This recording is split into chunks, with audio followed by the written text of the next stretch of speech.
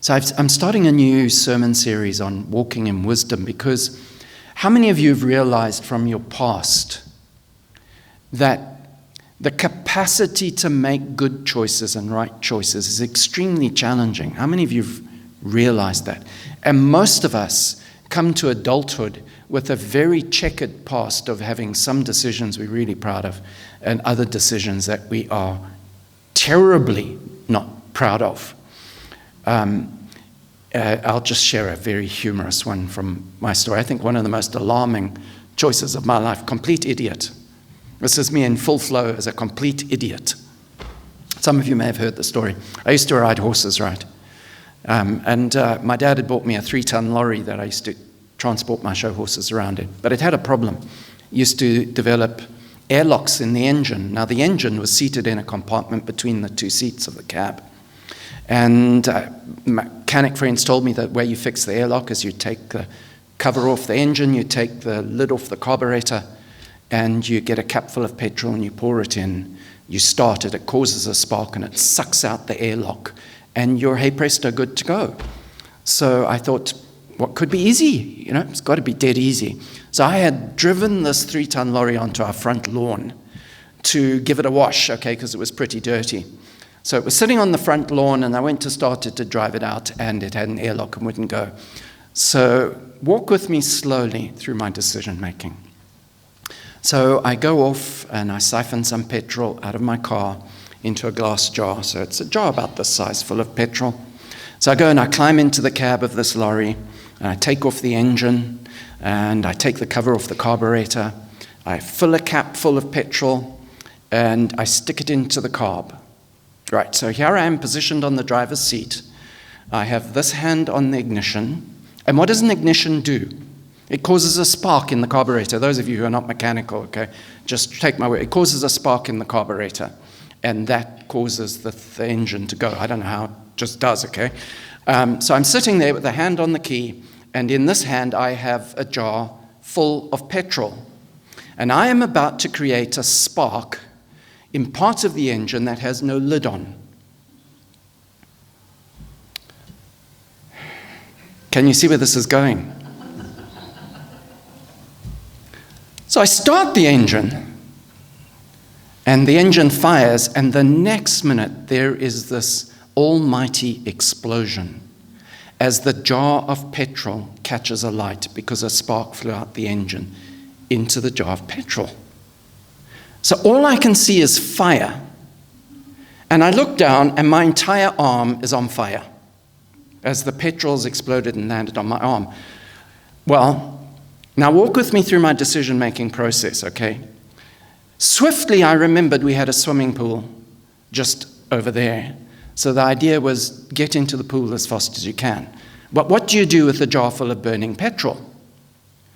Well, I dropped it in the cab, leapt out the door, and ran to the pool and dived in the swimming pool to put out the fire on my arm, which I, of course, successfully did. Turned around to look back at the car, and what do I see? The cab is on fire. You know, you talk about stupid decisions. Okay, confession time. How many of you have a past? I can't be the only idiot in the room, although usually I am, okay? We can all have ridiculous choices, and then we live with the consequences. So folks, this concept of wisdom is a really important one if you ever want to be successful in life, because wisdom is the capacity to make the right choice in any circumstance for the best possible outcome. Now, what if it was possible for you and I to find a way to have a track record whereby in every situation that we had to make a decision, we made the right decision in those circumstances for the best possible outcome? Well, that's what the notion of wisdom presents to us. It's this ability and skill to do that. And that's why I wanted to begin talking across a huge range of subjects, folks, on how we might be able to begin to do this better in our lives. Now, I'll tell you what I've called my message this morning. I've called it the legacy of choices. So it kind of goes with what I've been talking about, okay? It goes with the whole idea of making choices that leave a good legacy in our story rather than a poor one. So I want to tell you a few more other illustrations which I've never forgotten since I read the book, and they probably resonate with all of us about how difficult it can be to make decisions and choices, especially under pressurizing or difficult circumstances. Some of you of my era will remember a book that was written many years ago called God's Smuggler. It was written by a Dutchman by the name of Andrew van der Bijl. And basically his story is this. So beginning in the 1950s, he had traveled to Eastern Europe. Now, at that time, Europe was very divided between the communist East and the Western democratic West. And there was heavy regulation about what crossed from one side to the other, heavy regulation of society by the communist countries.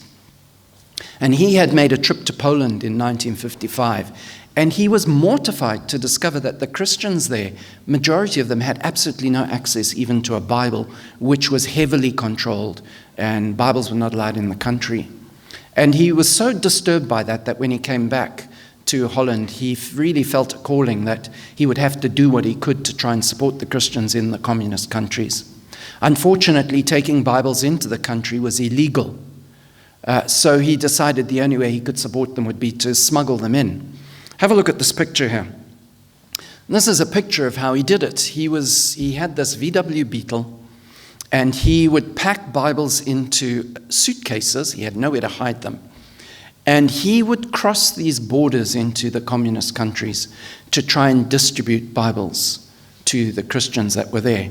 And there are two stories that I remember him telling which were incredible, and talk about making good choices. On the one occasion, he was traveling to some area and came across a roadblock. Now, folks, if you've lived in the UK most of your life, you won't have an understanding of how terrifying roadblocks can be. Back in Zimbabwe, and those of you who are from South Africa will know, absolutely frightening.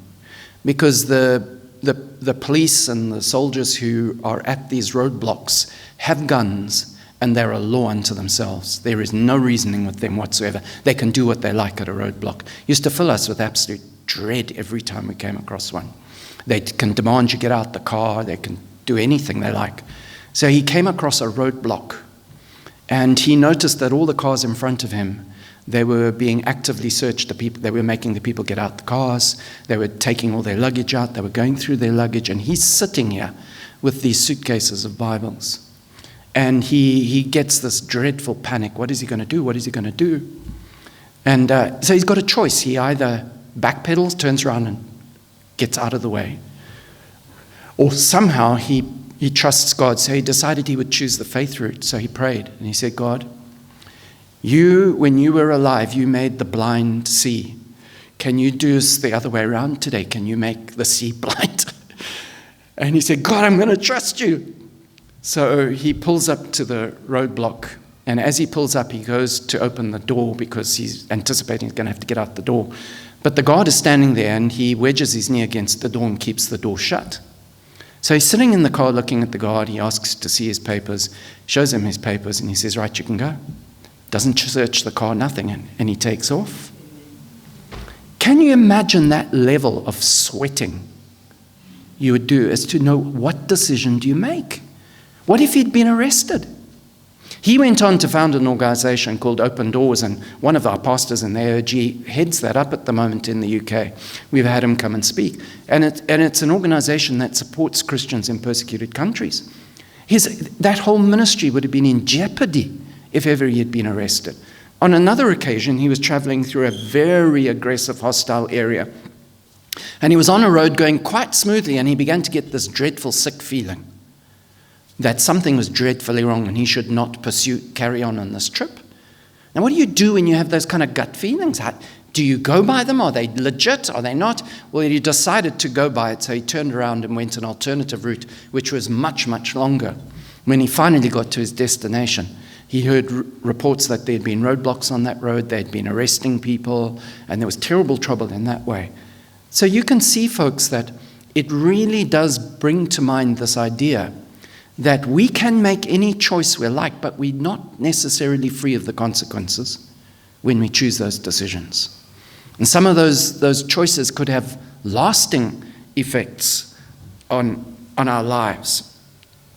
So, folks, I want to just throw out a few ideas for you about choices and decisions, okay? Just to think through for your own life, all right? Choices most definitely shape our future. So a lot of where we go in life, a lot of what happens to us in life is a direct result of our choices. Our choices shape our character, our habits, and many of the outcomes of our lives. And a lot of those choices are not made in isolation. They affect the people around us. They affect our family. They affect our friends. And so when we talk about leaving a legacy, sometimes the legacy we're leaving from our lives is the consequences of our choices that we've made in life. And of course, like I've already said, our choices impact on other people. We never make choices in isolation. How many of you have realized that and seen that? We never make choices in isolation. I can make a decision for myself concerning only myself, thinking that it'll just affect me. It's an absolute lie. It never just affects you. It always affects other people too. So we don't make them in isolation. And yet, the possibility, if we could make right choices, that would lead to the best possible outcome of our lives, for our lives. So that's what I want to sell us today, folks, is this idea of how we can get better at making choices. So this idea, my sermon is called The Legacy of Choices. It's really looking at this whole notion of how full of consequence our decision-making in our lives is. And I'll tell you what I want to do today. I want to look at, we're not going to do a lot of looking in the Bible. We're going to look at a few things. I want to look at just two passages which I think, for me, are foundational for understanding the importance of choices. So we're going to look at two passages, and then we're going to look at another two which tell us on a more practical level how we can go about making wise choices in our lives. So go with me on this, okay? So the first one we're going to pick on, I'll just give you the background here. It's this incredible guy called Moses who has led Israel from a journey out of captivity and slavery in Egypt to a new land of promise. They're on the verge of going into this new home that God had promised them, and he's not going with them. He's going to die. He's giving his farewell address, and he says these very sharp, direct words, which I think are critically true for them and for us today. Okay, let's have a look at it. Deuteronomy 30, verse 19. He says this is his parting advice. He says, "This day I call the heavens and the earth as witnesses against you that I have set before you life and death, blessings and curses." Because he had poured out his heart and given them his best possible advice. And he said, look, if you go this way, these are the good things that can happen. If you go that way, bad things are going to happen. And so he calls them to account for what he's told them. And he says, now choose life that you and your children can live. So he acknowledges there that the choices are going to affect the generations to come, as they always do. And he says, choose. Choose. Choose the right thing, not the wrong thing. And you know, folks, I think that whole passionate plea from Moses, it identifies for us that consequences in our lives or circumstances in our lives can be accidental, but not always. They're not always accidental. Sometimes they are the actual consequence of the choice we've made. And those outcomes, of course, can be harmful. Some of them can be good. And he establishes the truth that we need to be aware of the truth that there are consequences to our choices. A.W. Tozer, a wonderful Christian man, he said this: we are free to choose, but we're not free to alter the consequence of our choices.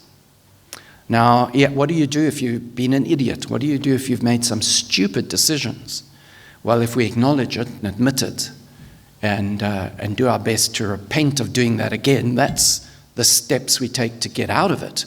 But sometimes we live with those consequences, and there's no escaping that.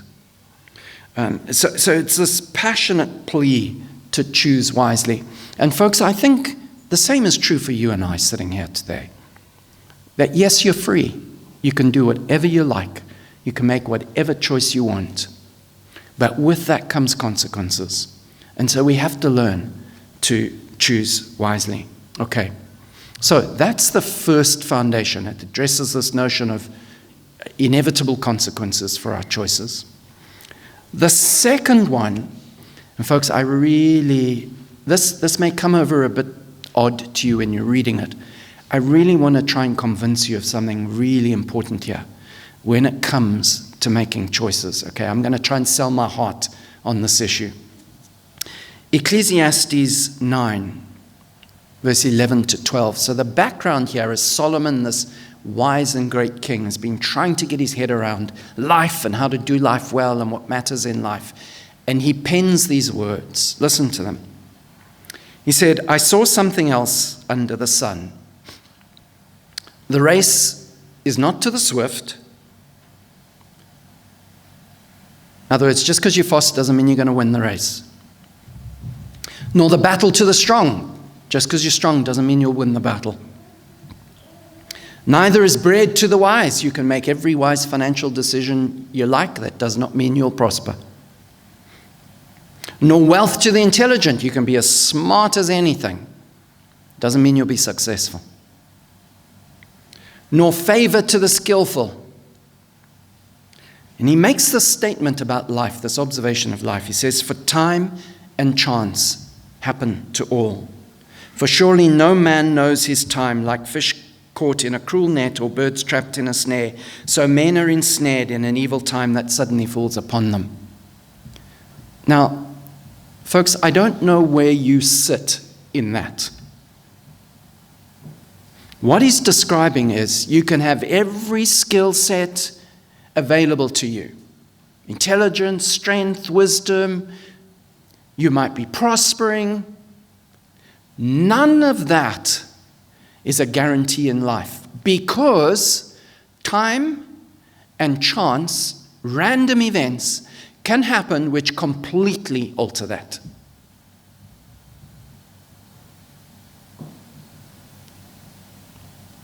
So in that context, when you've been making all the right choices, and you're prospering and successful, what does decision-making look like when suddenly, out of the blue, everything goes belly up for you? What do you do in those circumstances? Now, folks, fortunately, for all of us who have got out of Africa, South Africa and Zimbabwe, a lot of our struggles there were this very area of things going belly up. Back in Zimbabwe when our country was struggling, the Christian population in Zimbabwe was huge. They said 85% of the population was Christian. And when things were difficult and the economy was collapsing, we would gather all races together in football stadiums to pray for our country, to plead. We would confess our sins. We pleaded with God to intervene in the state of our country and help. And it didn't. It got worse and worse and worse. So we've lived through the reality of this, that things can go wrong in life. So what does decision-making look like there?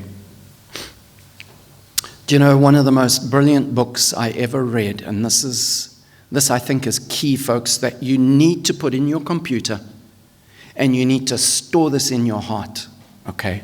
As the only safeguard you have, should ever you find yourself in a situation in life where things go belly up. This is the only safeguard. Okay, I read a book. It was called Man's Search for Meaning by Viktor Frankl. Have any of you read it? Okay, one person. If you have a sensitive stomach, don't read it. It's about surviving concentration camp. And this man wrote a book about how to find meaning in life, the search for meaning. How do you find life and a reason to live and purpose and meaning when you're in a concentration camp? And it was his discovery. And you know what he discovered? Folks, you need to remember this, okay? This is critical. This is what he said. He identified a powerful truth in the concentration camp, and it was this: everything can be taken from a man but one thing. The last of human freedoms, to choose one's attitude in any given set of circumstances and to choose one's way. See what he said? You can lose everything in life. Everything can go wrong for you, but the one thing you do not lose ever is your ability to choose how you will respond in that situation and the decisions you will make. Now, folks, if that is the case, if everything else is not guaranteed, if your prosperity is not guaranteed, if your happiness is not guaranteed, if none of those things are guaranteed, then the only guarantee you and I have ever is the ability to make the best possible decision in those circumstances for the best possible outcome. And you know what he discovered in the concentration camp? He said people took that on board, this principle, and they began to live with reason and purpose. He said that he witnessed starving skeletal men sharing their last morsels of food with people who were dying. And he said that the concentration camp made saints out of some people and devils out of others. Can you see that in the worst of circumstances, if we can make the right choices, we're leaving a legacy for our life and having the best possible outcome? The outcomes may be terrible, but we can have the best of those terrible outcomes if we make the right choice. That's what making choices is all about, and that's what wisdom's all about. Regardless of the circumstances I find myself in, what is the best possible choice I can do that will be of benefit to other people and at least leave a legacy that even in those terrible circumstances, my story can be told with pride rather than shame?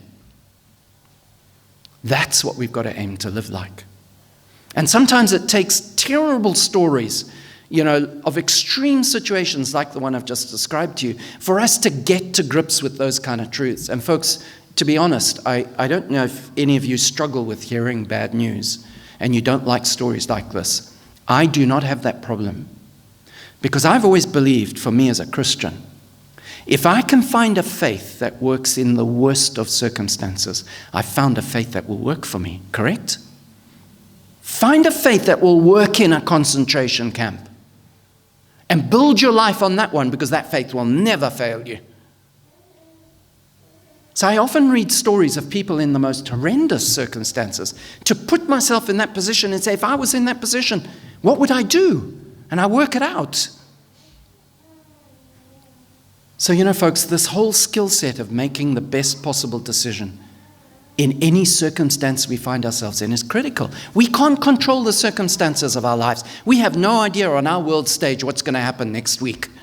We can't control any of those things. The only thing we can control is our choices, how we respond.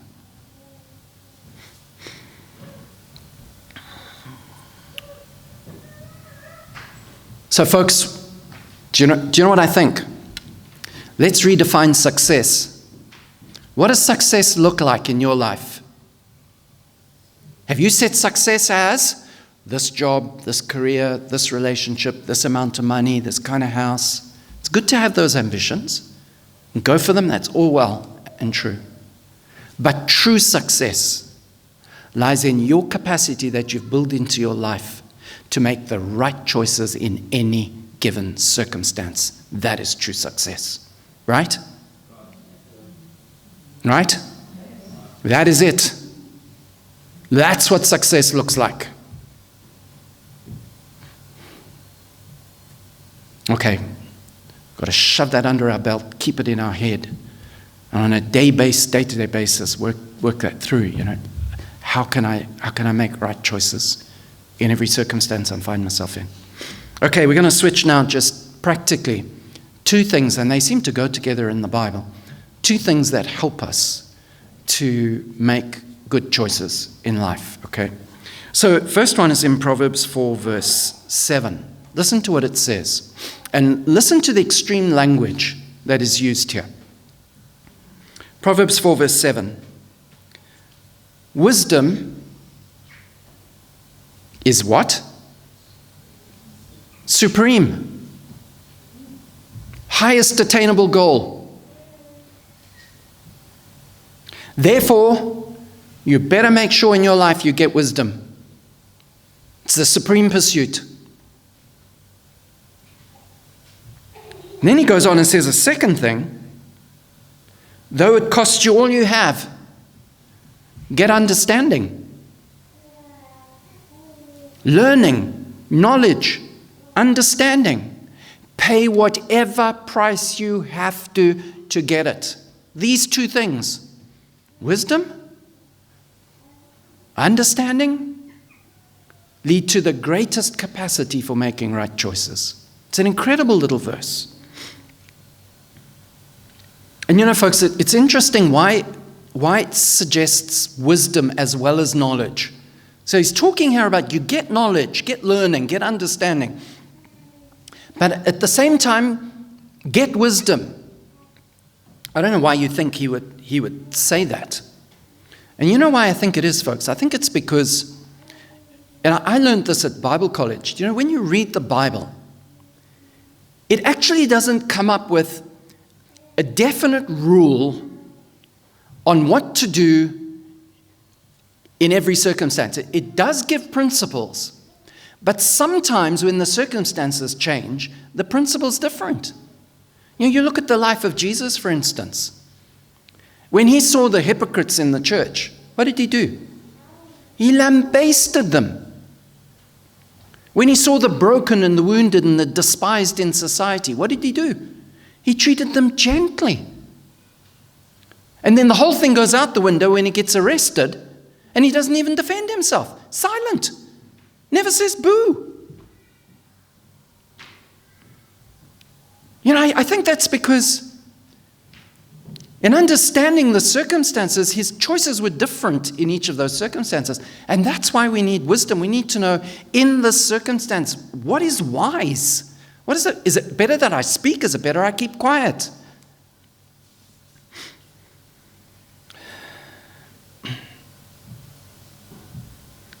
In Psalm 111, verse 10, on this idea of wisdom, okay, it says this, similar.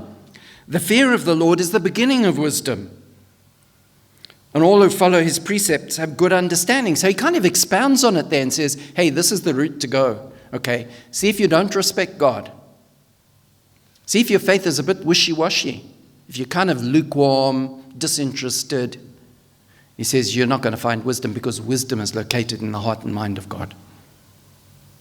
And if you respect him, he'll give it to you. If you don't, he won't. So he heads us down that route. Okay, so our faith has got to be in place. Okay, we can't fudge it. It's either in or it's not in, but we've got to be respectful towards God. And then he says, and those who follow his precepts have good understanding. In other words, doing what he says builds us the skill set of knowledge and understanding in our lives. So these two together, wisdom and doing what he says, built together are how we make these right choices. And folks, just to show you how challenging this can be, have a look at this. I found this just a brilliant example. Proverbs 11, 24 to 25. This illustrates the difference between doing what God says and not, and doing what you think. It's just this classic proverb given by Solomon. He says, one person gives freely, yet gains even more. Another withholds unduly, but comes to poverty. So he's describing two people who have money. A has got £10,000 and B has got £10,000. A and B both want £20,000. A makes a decision to give 1,000 of his 10 away. So he drops to 9,000. B decides, I'm not giving anything away because I want 20,000. So he keeps it all. And he says at the end of the journey, this guy who gave away ends up with more and this guy ends up with less. Because this guy went by his own reasoning and not by the reasoning of God. And of course the reasoning of God is given, and a generous person will prosper. So if we want to prosper, give your money away. Be generous as a person. And you see, that's where this whole notion of wisdom and doing what God says factors in to our lives. And another illustration, folks, of this brilliant story. I don't know how many of you are familiar with the story in the Old Testament in the book of Daniel, where Daniel and some of his friends are taken away slaves from Judah to Babylon, and they're put in the king's government there to work for the king. And this very arrogant king one day sets up an image of his glory and wonder in some field and calls all the important people from the government there and says, see, when the music sounds, you've got to bow down and worship that statue. And these Jews from Israel, of course, that violated everything they believed in, so they didn't. They remained standing when everyone else was prostrate, and they get hauled before the king. Have a look, listen to this conversation, how it goes. Daniel 3, verse 13 to 18. So furious with rage, Nebuchadnezzar the king summoned these three fellows, and they were brought before the king. And Nebuchadnezzar said to them, is it true, you guys, that you don't serve my gods or worship the image of gold I have set up? Talk about circumstances changing in an instant in life. Successfully working for the king, now standing in front of him with an accusation. Now, he's going to give him a second chance. When you hear the sound of the horn and all these other musical instruments, if you are ready to fall down and worship the image I made, very good. If you don't worship it, you will be thrown immediately into a blazing furnace, and then what God will rescue you from my hand? I don't know if any of you have ever come that close to losing your life. Gun at your head, renounce your faith, violate your conscience. What would you do? Look at what they did. Verse 16. So these three boys, they replied to him, King Nebuchadnezzar, we do not need to defend ourselves before you in this matter. If we are thrown into the blazing furnace, the God we serve is able to deliver us from it, and he will deliver us from your majesty's hand. And they were smart. But even if he does not, we want you to know, your majesty, that we're not going to do it. Talk about guts. Oh, our God can save us, but we're not in control of the circumstances, so if he doesn't, you need to know we're not going to do it. And of course, the story is incredible. They heat up this furnace and they throw them in there and they survive the plague. They survive. God delivers them. I mean, it's the most.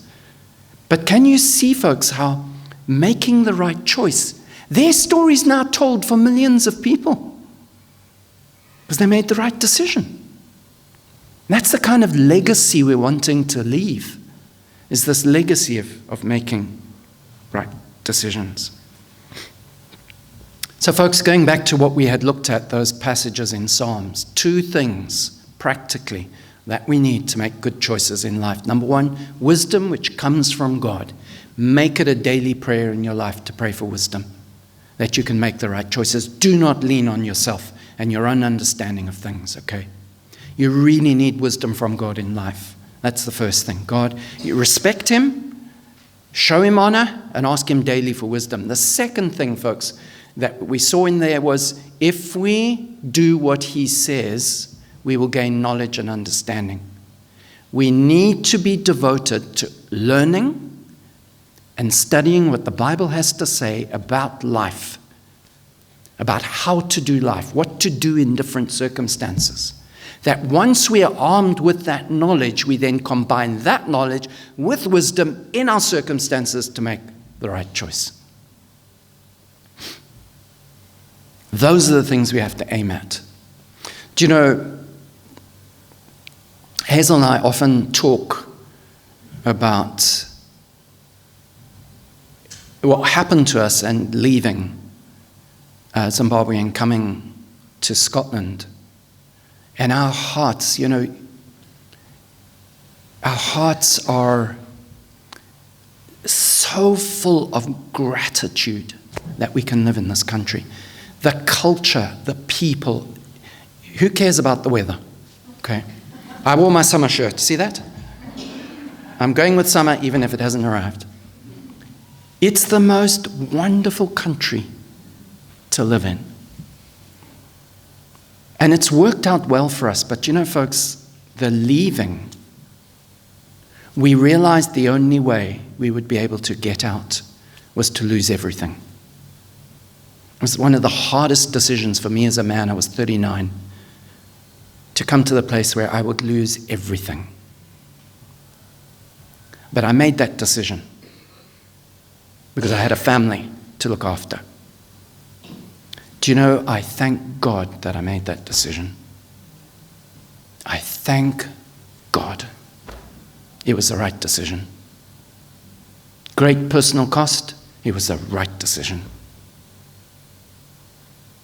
And you see, that's what we've got to be able to do in the worst of circumstances. Make right choices. Amen. Make right choices. So, folks, I'm just going to give a quick summary here, okay? I'll ask Mark and Nathan to come up. We're going to finish off with a song. There are consequences to all of our choices. Life is unpredictable. The only thing within our control is our ability to choose how we will respond. And so making choices is our greatest skill and asset in life. And it determines whether our life will be successful or not, whether it will have a legacy or not. And so we've got to pursue wisdom, knowledge, and learning from the Bible and applying these to our lives. That's not something anyone can do for you. It's got to be your passionate pursuit for your life. You've got to pursue it for you. Do what you can to get involved in Bible studies. Do what you can to grow in your learning. And asking God for wisdom. And of course, one day, our story will be written and told. And then what will our story be? Let's build a story that's worth telling. And in the weeks to come, we're going to explore different areas that factor into this complex idea of how do you make good choices in life. And we'll explore a range. Let's have a song and then I'll come up and finish off. Thank you.